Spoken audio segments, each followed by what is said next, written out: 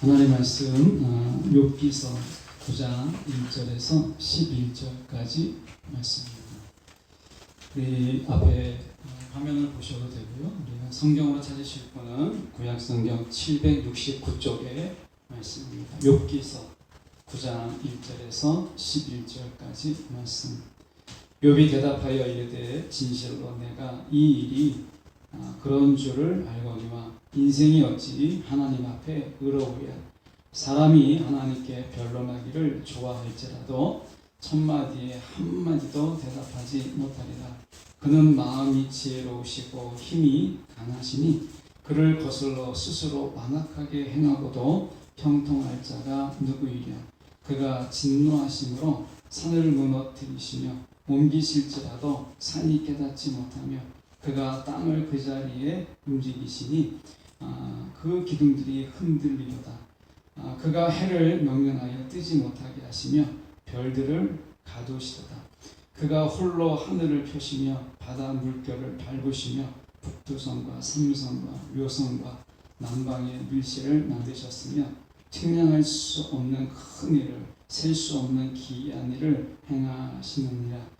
그가 내 앞으로 지나시나 내가 보지 못하며 내가 그 앞에서 움직이시나 내가 깨닫지 못하느니라. 아멘. 오늘 이 말씀 가지고 변론하시는 하나님이라는 제목으로 함께 말씀을 나누고자 합니다. 변론하시는 하나님.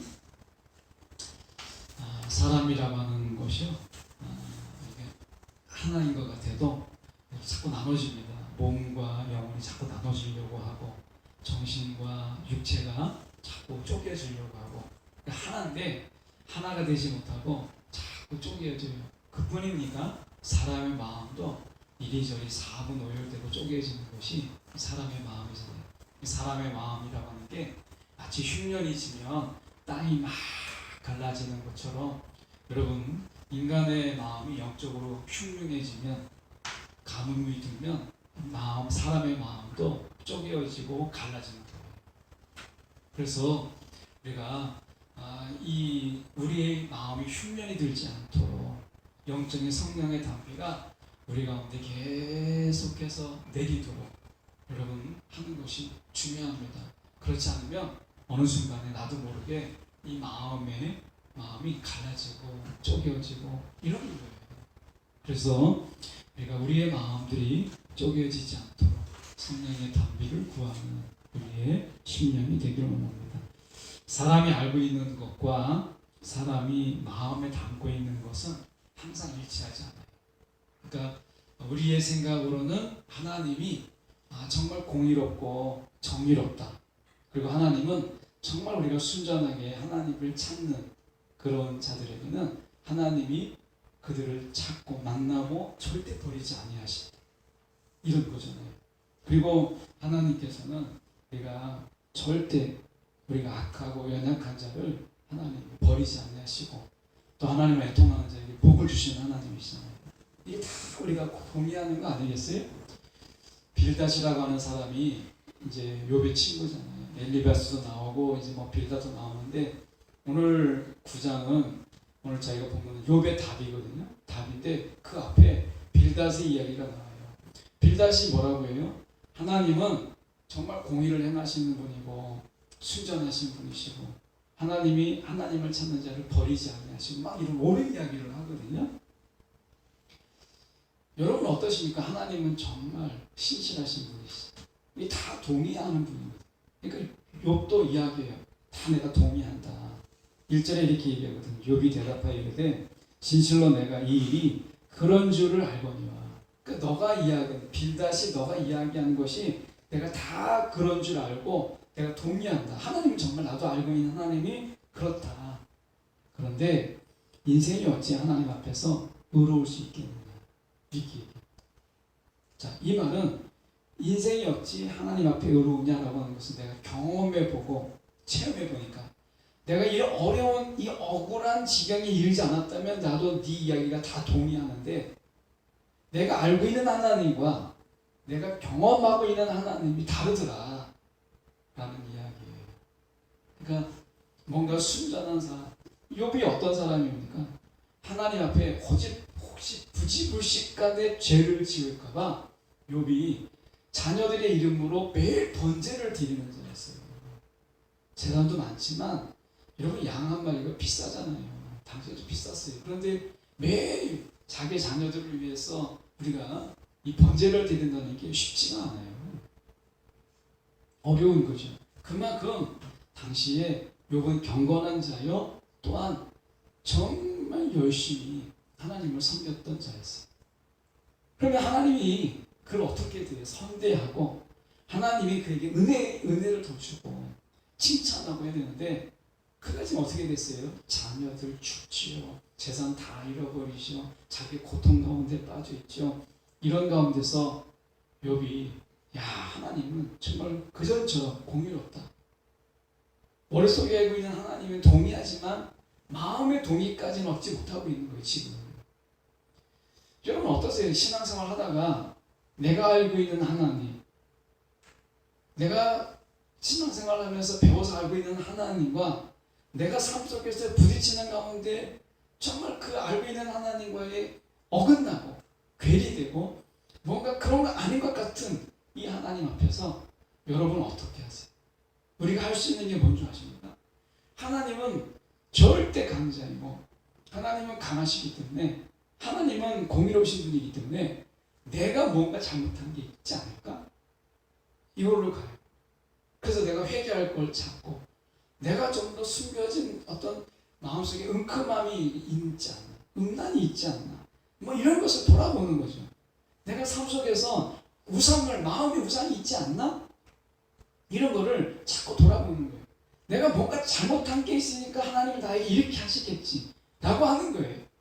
이런 마음으로 자꾸 돌아가게 돼요. 하나님을 건들 수가 없으니까. 욥도 똑같아요. 이 3절에 말씀하는 게 그거예요. 사람이 하나님께 변론하기를 좋아할지라도 정말 억울해서 하나님을 법정에 불러가지고 피고석에 앉혀놔서 하나님께 막 따지고 싶은 거예요. 배심원들 앉혀놓고 하나님이 정말 하나님이 옳은지 내가 옳은지 한번 따져보고 싶은 거예요. 그래서 그렇게 변론하기를 좋아할지라도 첫마디에 한마디도 대답하지 못해요. 인생이라는 게 하나님 앞에서 100% 우리 혼자 어디 있어요? 100% 하나님 앞에 바른 관계, 하나님 앞에 나는 한치 오차도 없이 하나님 앞에 내가 바른 관계에 있고 나는 경건한 자입니다. 예배에 합당한 자입니다. 이렇게 말할 수 있는 자가 누가 있어요? 근데 때로는 계급장 떼고 정말 완전이라는 것을 떼고 하나님 앞에 우리가 변론하고 싶고 하나님께 따지고 싶고 이런 마음 없어요? 욥이 지금 그런 거예요.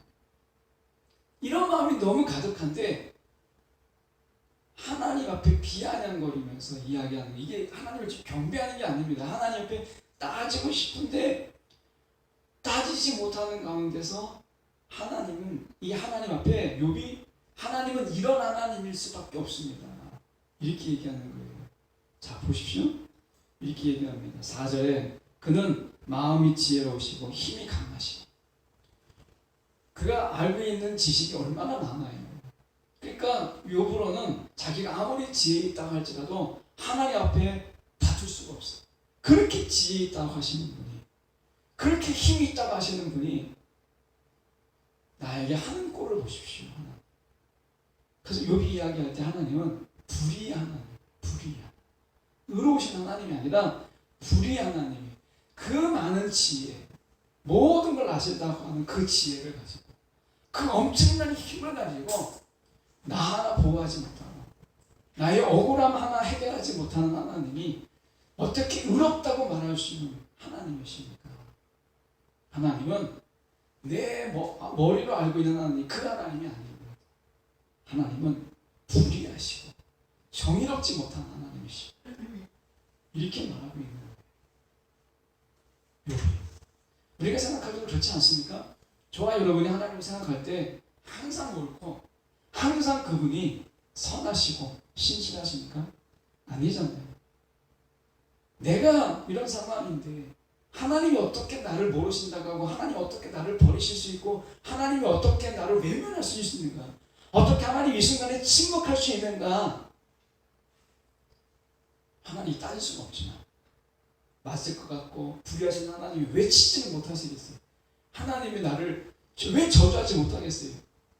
그러니까 마음대로 하지는 못하지만 마음의 생각은 욥은 하나님은 불의하신 하나님이시. 내가 알고 있는 하나님이 이제 아니십니다. 이거예요. 이거를 그가 에둘러서 이렇게 얘기합니다. 그를 거슬러 스스로 완악하게 행하고도 형통할 자가 누가 있겠습니까? 감히 말씀은 드리지 못하겠습니다. 계급장 띄고 하면 좋겠는데 그렇게 못하겠습니다.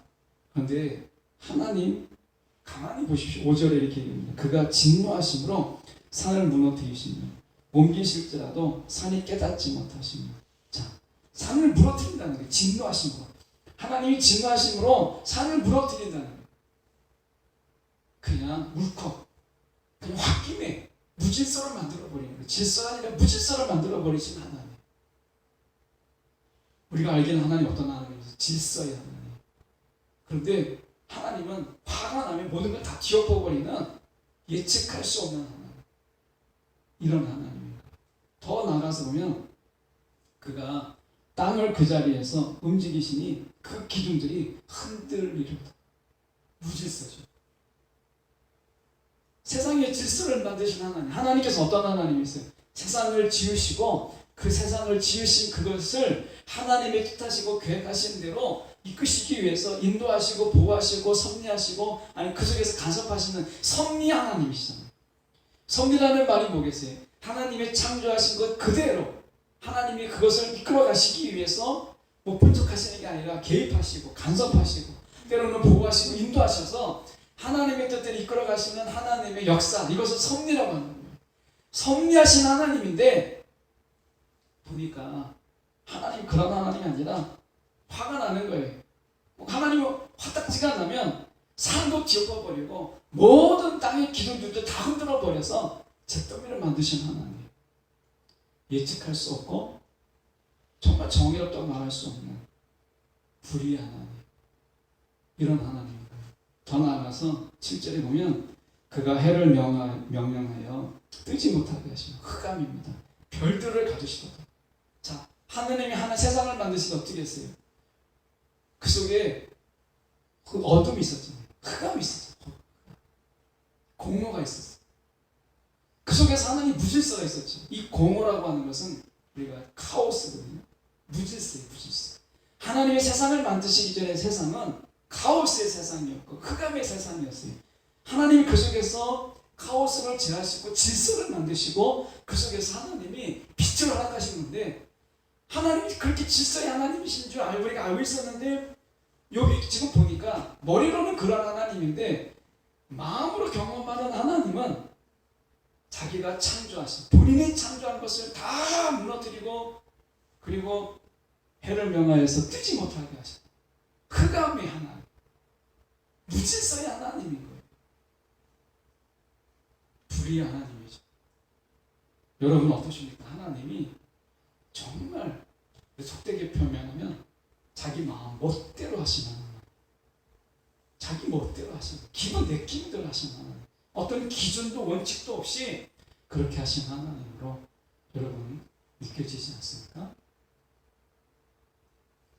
여러분이 지금은 아니라도 우리가 그런 하나님으로 따지고 싶었던 순간들이 있었거나 앞으로 있을 거예요.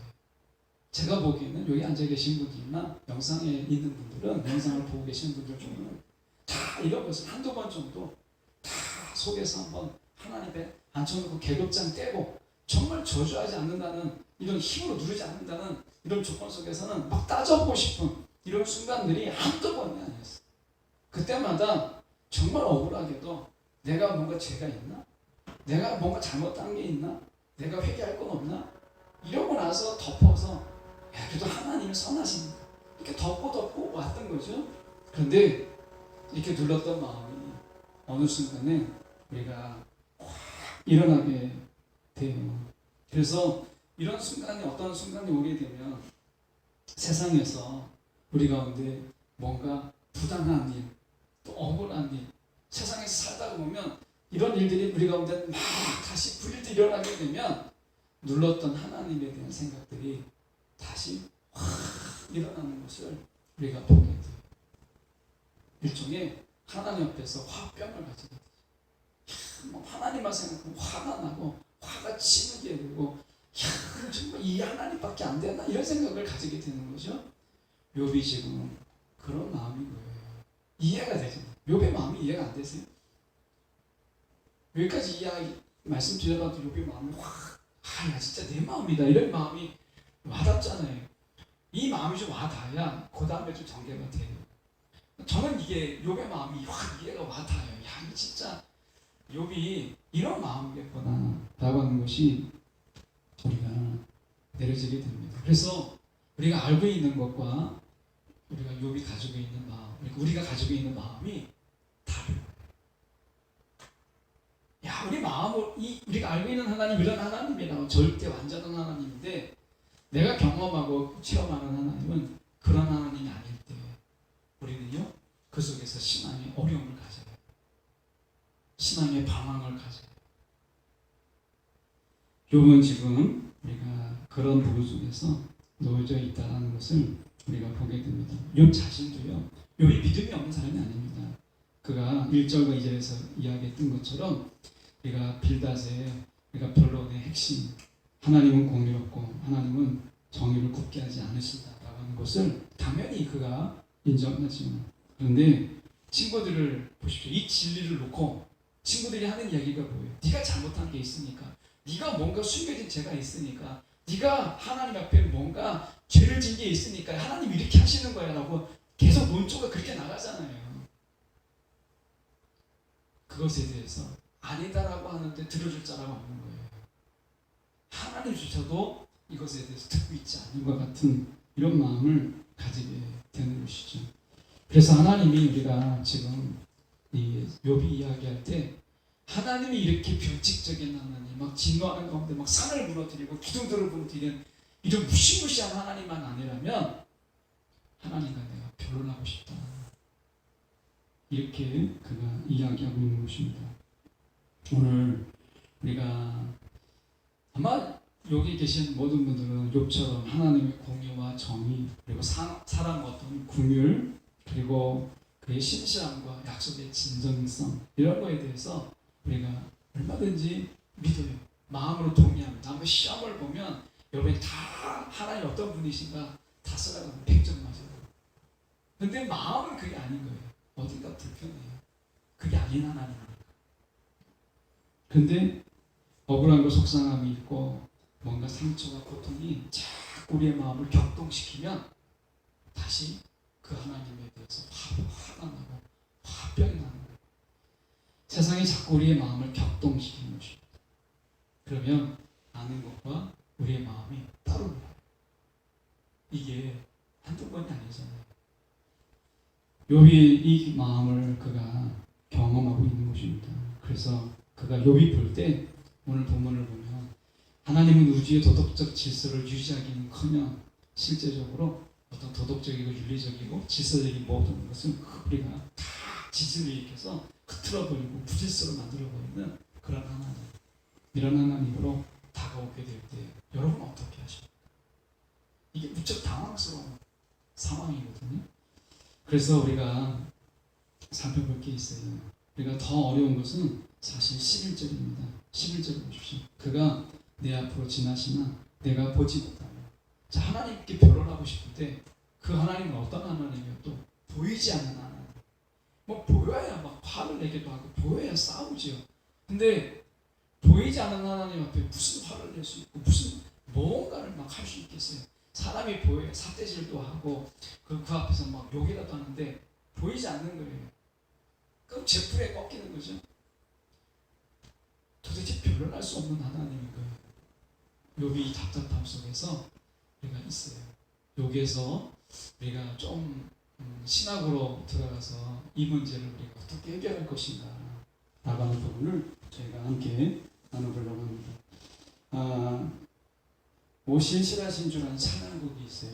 거기에 보면 가사가 이렇습니다. 잠깐 소개하면 이 찬양은 참고로 말씀드리면 제가 사역을 하다가 욥의 마음처럼 내가 하나님 앞에 잘못한 게 없는데 정말 내가 목회자로서 하나님 앞에 열심히 살아보려고 했는데, 그런데 사역지가 열리지 않고, 그리고 나름대로 정말 힘들고 어려울 때, 그럴 때 한 분이 CD를 줬는데 이것을 계속 구간 반복으로 하루 종일 듣고 막 혼자 울며 기도하고 했던, 그러면서 굉장히 위로를 받았던 찬양이에요.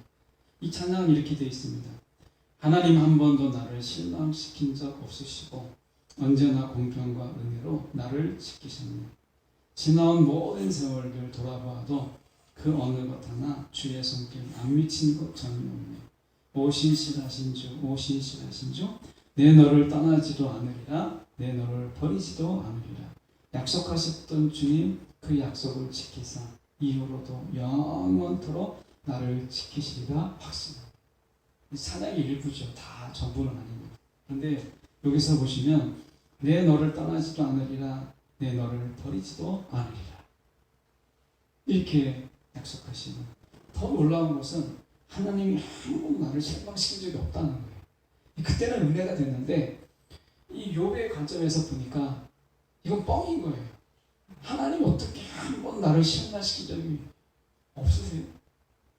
매일 실망시키지 않으세요? 이 노래 찬양은 머리로 이해가 되는데 삶 속에서는 하나님 한 번도 나를 실망시킨 적이 없으시고 언제나 공평한 은혜로 나를 지키셨다. 마음으로는 뭐라고 외치고 싶으세요? 제가 얘기했던 것처럼 이거 뻥인데, 야 이거 가짜인데, 야 이거 진짜 아닌데, 이렇게 말씀하고 싶으지 않으세요? 그만큼 우리가 알고 있는 하나님과 내가 마음으로 경험하는 하나님의 차이가 커요. 이것을 좁혀가는 것을 믿음이라고 하고, 이것을 좁혀가는 것을 하나님의 은혜라고 하는 거예요. 그래서 우리가 잠깐 신학을 소개하고 본문으로 다시 돌아오려고 합니다. 이 하나님의 행동에는 두 가지가 있어요. 하나님의 행동에는 두 가지가 있어요. 첫 번째, 하나님의 행동은 하나님이 어떤 행동을 하실 때 거기는 하나님의 성품을 거기에 담고 표현하는 거예요. 그래서 우리가 천지를 만드신 하나님이 세상을 보고 천지를 보면 로마서가 바울이 로마서 얘기했던 것처럼 하나님이 만드신 것을 보면 하나님의 성품이 담겨져 있어요. 그 속에서 하나님의 성품과 하나님의 지혜가 능력이 담겨져 있는 거죠. 그래서 하나님이 이렇게 세심하게 하나님이 이렇게 준비해 놓으셨구나, 이렇게 창조해 놓으셨구나라는 것을 우리가 알게 돼요. 하나님의 성품이 드러나는 거예요. 예를 들면 출애굽기 15장 13절에 이렇게 이야기합니다. 주의 인자하심으로 주께서 구속하신 백성을 인도하시되 주의 힘으로 그들을 주의 거룩한 처소에 들어가게 하시나이다. 자, 여기서 보면 주의 인자하심인 거예요. 뭐가? 주께서 구속하신 백성을 인도하시는 그것이 주의 인자하심인 거예요. 인자하심. 이게 하나님의 성품으로 일하신 거예요. 이스라엘 백성들의 부르짖음을 들으시고 400년 동안 노예 생활하는 그들을 하나님이 기억하셔서 그들을 건져내신 것, 구속하신 것은 뭐라고요? 하나님의 인자하심. 하나님 성품으로 일하신 거예요. 또 하나, 주의 힘으로 그들을 주의 거룩한 처소에 들어가게 하셨다라고 하는 것은 주님의 능력이기도 하지만 주님의 거룩함이에요. 왜? 주의 거룩한 처소로 들어가게 하셨기 때문에. 내가 거룩하니 너희도 거룩하라. 주님의 거룩함이 있음으로 인해서 거룩한 처소에 들어가게 하시는 하나님의 성품이 드러나는 것이죠. 이 구절만 보면 하나님의 인자하신 분이고요, 하나님은 거룩하신 거예요. 하나님은 인자하심으로 일하시고 하나님은 거룩하심으로 행하시는 분이세요. 사무엘상에 보면, 사무엘상 우리가 26장 23절의 말씀에 보면 이렇게 되어 있습니다. 여호와께서 사람에게 그의 공의와 신실을 따라 갚으시니 이는 여호와께서 오늘 왕을 내 손에 넘기셨으되 나는 손을 들어 여호와의 기름 부음을 받은 자 치기를 원하지 아니하였음이니이다. 다윗이 한 이야기예요. 자, 여기서 하나님의 기름 부음 받은 자가 누구예요? 사울이죠. 자, 사울을 이 다윗이 치기를 원하지 않았다는 거예요. 근데 뭐 때문에? 앞에서 하나님의 성품이 나오죠. 공의와 신실을 따라 갚으신 하나님이세요. 이 말을 거꾸로 뒤집으면 하나님은 공의와 신실을 갚으시는 하나님이기 때문에 다윗으로 하여금 사울을 치고자 하는 마음을 없게 한 거예요. 그리고 다윗은 그 마음을 따랐던 것이죠. 자, 다윗이 만난 하나님 어떤 하나님이었어요? 공의에 따라 신실을 따라 갚으시는 하나님이었어요. 그리고 하나님은 다윗에게 그렇게 공의와 신실을 베푸시기 위해서 다윗으로 하여금 하나님이 기름 부은 자 사울을 그가 치지 아니하도록 그 마음을 잡아주신 거예요. 여기서 하나님의 성품이 나오죠. 갚으시는 하나님, 공의한 하나님, 신실하신 하나님. 자, 이처럼 하나님의 일하심 속에서는 하나님의 성품과 하나님의 이 어떤 속성들이 다 드러나게 되어 있어요. 그런데 어떤 구절들 속에서는 하나님의 성품을 알 수 없어요. 하나님의 성품이 감춰져 있어요. 다만 하나님의 계획만을 보여줘요. 하나님의 계획. 자, 어떤 부분이 있냐면, 자, 사무엘하 24장 1절에 보면 이렇게 되어 있습니다. 사무엘하 24장 1절에 보면 여호와께서 다시 이스라엘을 향하여 진노하사 그들을 치시려고 다윗을 격동시키사 가서 이스라엘과 유다의 인구를 조사하라 이렇게 되어 있습니다. 이 본문에서는 사무엘하에서는 분명히 얘기합니다. 이스라엘을 향하여 진노하사 그를 치시려고 다윗을 격동시키신 이가 누구냐면 하나님이세요.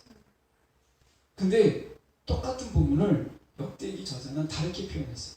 역대상 21장 1절의 말씀에 보면 사단이 일어나서 이스라엘을 대적하고 다윗을 충동하여 이스라엘을 계수하게 하니라 이렇게 되어 있어요. 자, 앞에서 사무엘은 하나님의 속성을 드러내는 거룩한 분노. 그래서 이스라엘을 향하여 진노하사 이스라엘을 향해서 하나님이 잘못한 것을 알기 때문에 하나님이 이스라엘을 경노하신 이스라엘에 대한 거룩한 분노. 하나님 분노하신 하나님이세요. 거룩한 분노가 있으신 하나님이세요. 그래서 다윗으로 하여금 격동시켜서 하나님이 벌하실 수 있는 비밀을 마련하기 위해서 다윗을 격동시켜서 인구조사를 하게 합니다. 이걸 하나님이 하신 거예요. 그런데 역대상에서는요, 하나님의 성품이 드러나지 않아요. 사단이 이렇게 얘기합니다. 사단이 우리가 이스라엘을 대적하고 다윗을 충동하여서 이스라엘을 계수하게 합니다. 어디에 하나님의 성품이 나옵니까? 안 나오잖아요. 하나님의 성품을 계시하지 않아요. 근데 무엇을 보여주느냐? 하나님의 계획을 보여줘요. 자, 여기서 좀 이해가 어려우시면 예수님이 십자가로 가면 우리가 알 수 있습니다. 가서 보시면, 자, 예수님이 십자가에서 죽으셨어요. 우리가 예수 십자가 왜 죽으셨죠? 우리의 죄를 다 감당하기 위해서 그에게 전가시켜서 그가 죽으신 거죠. 이사야 말씀을 보면 우리의 죄를 그가 그에게 전가시켜서 우리의 죄로 인해서 그가 죽으셨어요. 그가 죽음으로 인해서 우리는 나음을 입었고 그가 죽음을 통해서 우리는 의롭게 되었어요. 다 알고 있는 내용이죠. 자, 이것을 우리가 CCC 성교단체 CCC 사형리라는 책에서 소책자를 보면 이렇게 얘기합니다. 왜 그렇게 하셨어요? 하나님은 사랑의 하나님이신데 또 공의 하나님이세요. 하나님은 사랑하시지만 공의를 행하시는 하나님이기 때문에 우리의 죄를 가만히 볼 수 없어서 우리의 죄를 예수님에게 전가해서 예수님은 죽게 하셨다. 그래서 예수님의 공의를 실천하시고 우리를 사랑하실 수 있었다. 이런 내용이에요. 그런데 다 떠나서 예수님만 생각해보죠. 자, 성경에 분명히 예수님에 대해서 뭐라고 증거하냐면 예수님은 죄가 없다고 얘기합니다. 그러면 예수님만 놓고 보면요, 억울한 거예요. 죄 없는 자를 죽게 한 거예요. 이걸 공의라고 말할 수 있어요? 사랑이라고 말할 수 있어요? 이건 설명할 수는 없어요. 예수님만 한 번만 놓고 본다면 예수님을 무고한데 예수님이 죽었어요. 죽게 만들었어요. 내어주었어요.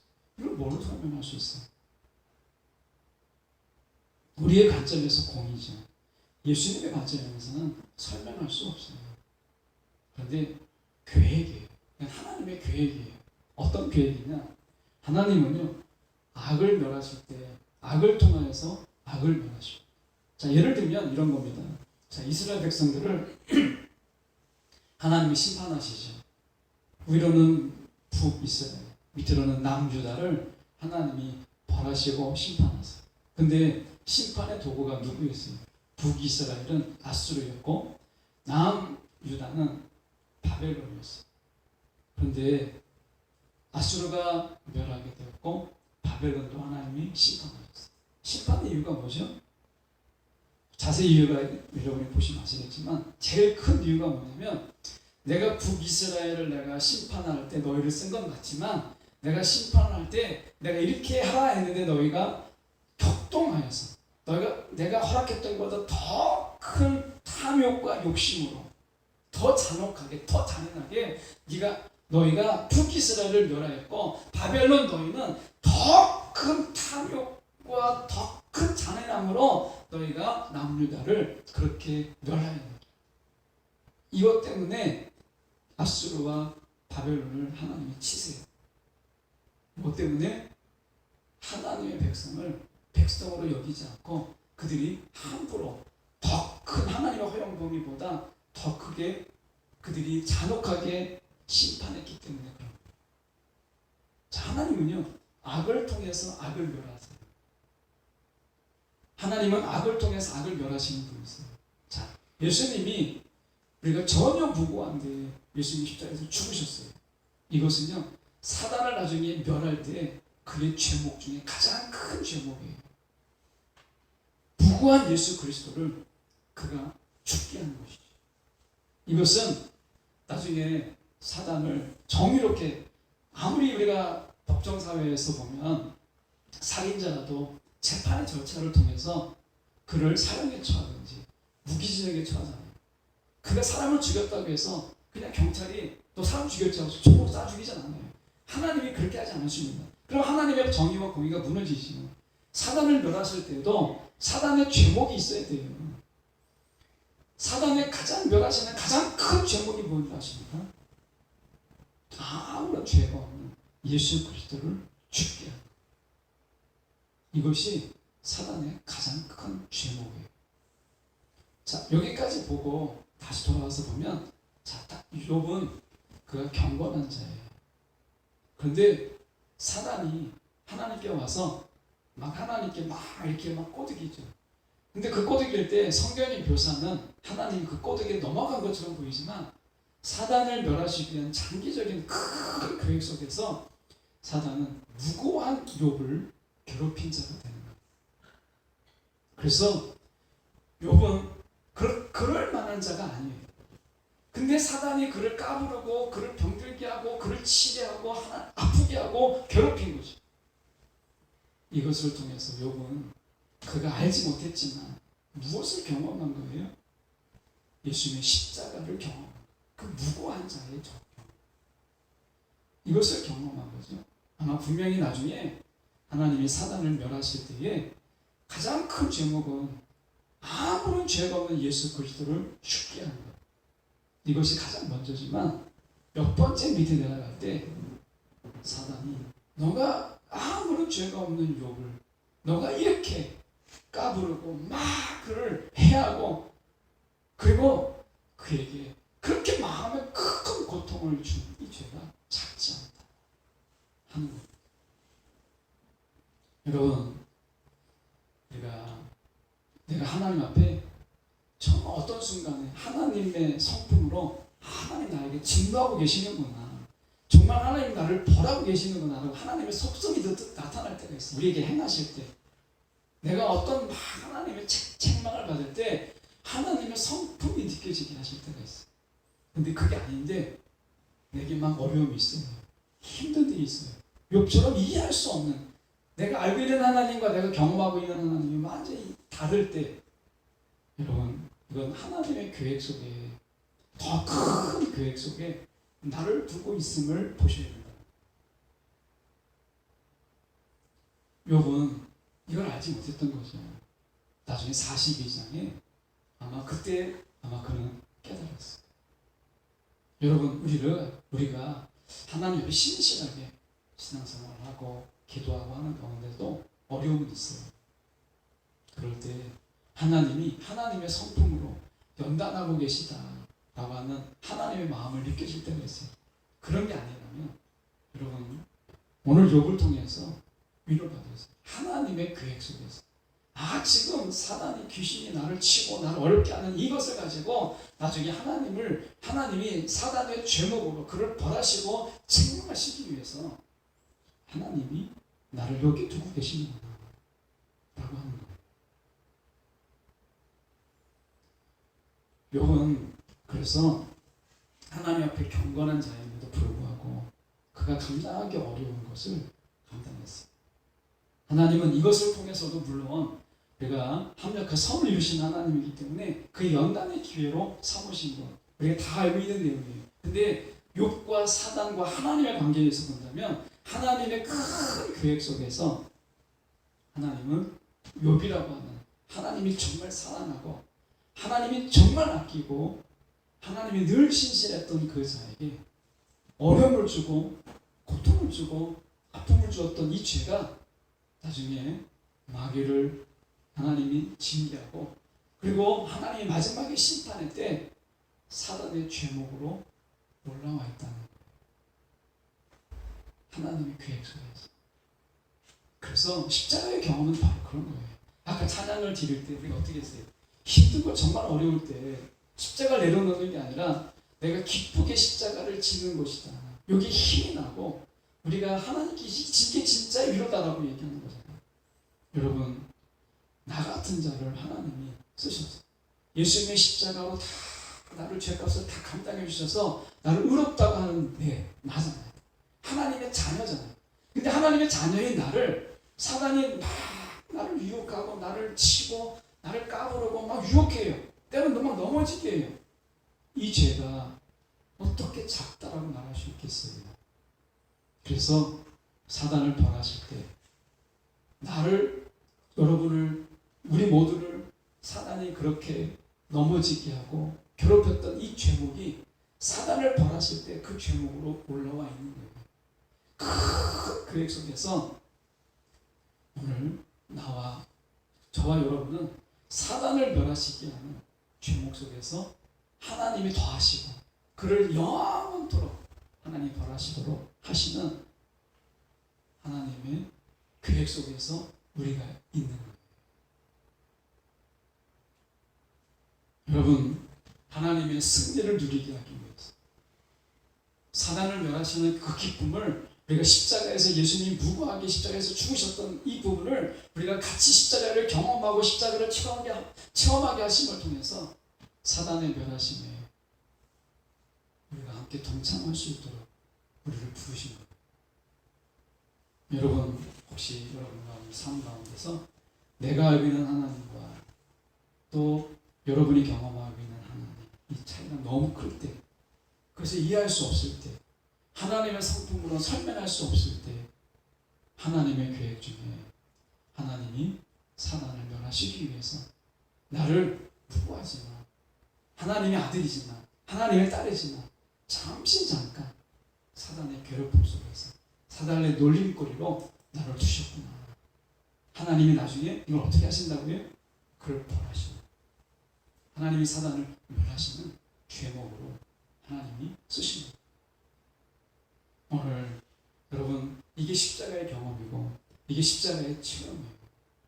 무고하지만 내가 잠시 당하는 오늘 예수님께서 그렇게 당하심을 통해서 예수님이 그 사단의 머리를 치신 것이죠. 그래서 십자가는 승리예요. 패함이 아니라 패하고 지는 것이 아니라 승리입니다. 오늘 말씀에서 우리가 이렇게 말씀합니다. 10절에 보십시오. 측량할 수 없는 큰 일을 셀 수 없는 기이한 일을 행하시느니라. 욥이 이야기를 하면서도 하나님의 그 큰 일 그리고 셀 수 없는 그 기이한 일들로 자기가 있음을 잊어버렸다. 이렇게 말하면서 자기가 하나님의 측량할 수 없는 하나님의 큰 계획과 하나님의 큰 일 속에 지금 내가 있다라고 하는 거예요. 아브라함이 동시대가 이 욥이 동시대 사람이 아브라함이잖아요. 그러니까 믿음의 역사의 초기예요. 초기. 믿음의 역사의 초기 일반 역사를 11장으로 마치시고 창세기 11장으로 마치시고 이제 믿음의 역사가 언약의 역사가 창세기 12장에 시작하잖아요. 그러니까 아브라함과 욥이 동시 들어봐요. 그러면 이 창세기에 뭐가 실려 있어요? 창세기 3장 15절에 원시복음이라고 하는 것이 실려 있잖아요. 사단의 머리를 치실 것을 미리 말씀하셨잖아요. 그리고 12장에 들어가서 이제 욥의 동시, 그러니까 아브라함의 동시된 욥을 통하여서 하나님이 엄청난 계획 속에서 이미 사단에게 승리할 것을, 사단을 멸하실 것을 하나하나 계속해서 쌓아나가시고 계십니다. 여러분, 십자가만 통해서 사단을 멸하신 것이 아니라 십자가 속에서 우리가 얹혀있잖아요. 그냥 얹힌 게 아니라 오늘 내가 하나님의 자녀로 의롭다고 칭함을 받은 우리가 사단에게 조롱을 당하고 괴롭힘을 당하는 것의 제목이 예수님이 그 십자가 죽으심의 제목이 사단을 멸하실 때 제목으로 올라가는 것처럼 우리의 제목도 올라가는 거예요. 우리를 향한 사단의 제목. 이것이 합쳐져서 영원히 그가 벌을 받게 돼. 우리가 영원히 사는 거죠. 그래서 여러분, 사단이 우리의 괴롭힘은 잠시 이 세상을 사는 동안의 괴롭힘이 아니에요.